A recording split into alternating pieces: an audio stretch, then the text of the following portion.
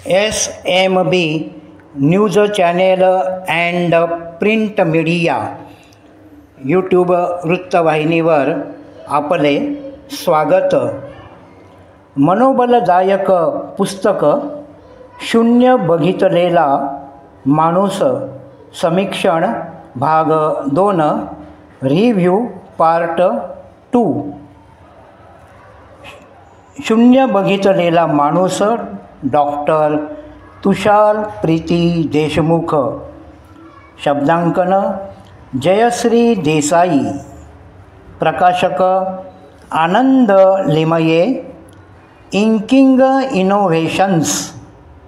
Mobile क्रमांक 93807513। मूल्य ₹320। पृष्ठसंख्या 146। ज्याने वारंवार शून्य बघितलं आहे, ज्याने वारंवार नियतीचा मार खाल्ला आहे, ज्याने अनेकदा आत्महत्येचे प्रयत्न करून बघितले आहेत। अगदी थोडक्यात सांगायचं तर कुणाच्याही वाट्याला येऊ नये असं आयुष्य ज्याच्या वाट्याला आलं आहे, तो प्रख्यात शेफ डॉक्टर तुषार प्रीती देशमुख याची ही लोकविलक्षण कहाणी।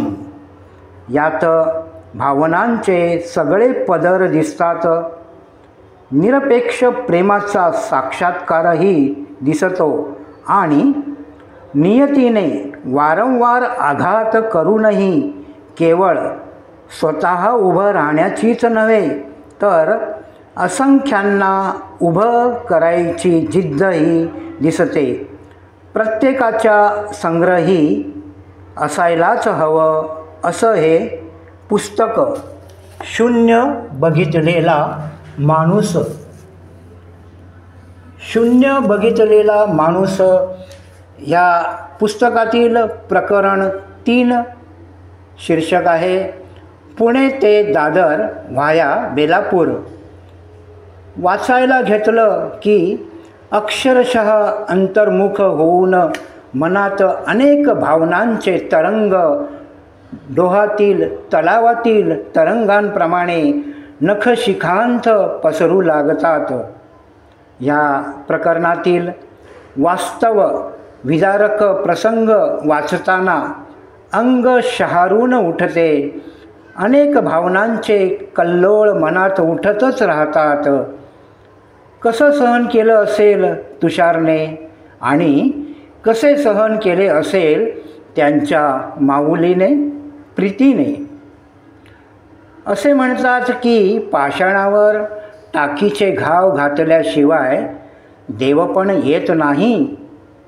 पाषाणातून कलाकृती, देव किंवा देवीची प्रतिमा तयार झाल्यानंतरसुद्धा सातत्याने त्यावर टाकीचे घाव पडतच राहिले तर सुंदर कलाकृती, सुंदर देवाची किंवा देवीची प्रतिमा उद्ध्वस्त होणार नाही का?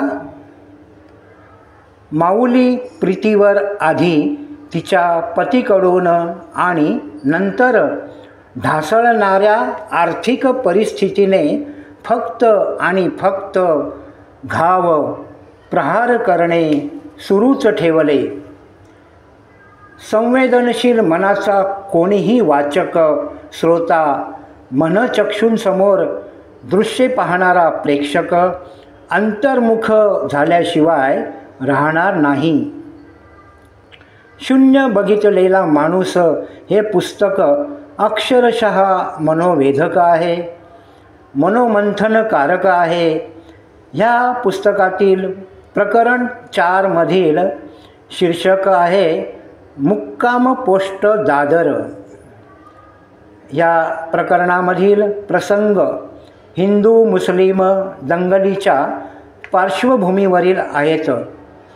सेना भवन जवळील टॅक्सी चालक हिंदू आणि त्या टॅक्सीत प्रवासी म्हणून बसलेली मुस्लिम स्त्री आणि तिचं लहान मुलं हिंसक जमावाच्या कचाट्यात सापडतात, तेव्हा तिथे असलेली चैतन्य माऊली प्रीती त्या मुस्लिम स्त्रीला आणि तिच्या जवळील मुलाला कशी वाचवते हा प्रसंग थरारक आहे. वर्षा ऋतूच्या अंतिम कालावधीत काळ्या ढगातून झिमझिम पडणारा पाऊस आणि त्याचवेळी काळ्या ढगांआडून सूर्यकिरणे पसरू लागतात, तेव्हा सप्तरंगी इंद्रधनुष्य दिसते. तेव्हा काळ्या ढगांची आणि सूर्यकिरणांची अवगणना होते आणि सप्तरंगी इंद्रधनुष्याची तारीफ होते. अशाच प्रकारचे आयुष्य होते माऊली प्रीती देशमुख यांचे. अपमान, अनादर, अनास्था, अपयशांच्या काळ्या ढगांनी आणि वास्तव संघर्षमय आयुष्यात सूर्यकिरणांप्रमाणे दाहक चटके देणारे. आई, फक्त दोनच शब्द. आई जवळ असेल तर अनंत कोटी ब्रह्मांडातील सर्व भौतिक संपत्ती तिच्यावरून ओवाळून टाकावी आणि आई नसेल तर. माऊली प्रीती हिचे बॉम्बस्फोटात दुर्दैवी निधन झाल्यानंतर फक्त 13 वर्षे वय असलेला तुषार पोरका झाला आणि कौटुंबिक परिस्थितीमुळे प्रपंच चालवण्याची जबाबदारी त्या वयात तुषारवर आली.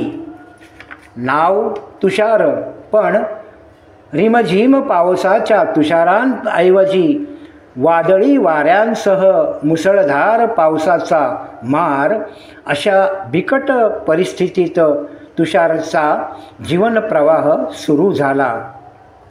पण त्या जीवनप्रवाहात तुषारला आणखी एका लाटेशी सामना करावा लागला.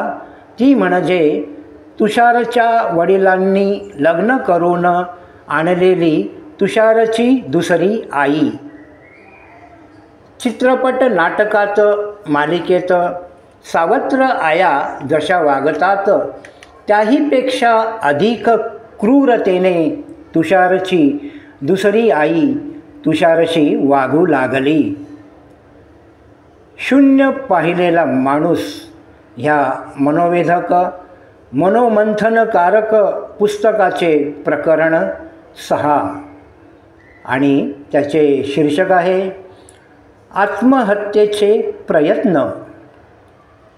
मायबाप, वाचक हो, श्रोते हो आणि प्रेक्षक हो, तुम्ही कोणत्याही क्षेत्राशी निगडीत असाल, तुम्ही हताश, निराश, असहाय्य, निराधार होऊन तुमच्या मनात निर्वाणीचे विचार येत असतील आणि तुम्ही किंवा अन्य कोणीही आत्महत्येचे प्रयत्न करत असाल तर थांबा आणि थांबवा.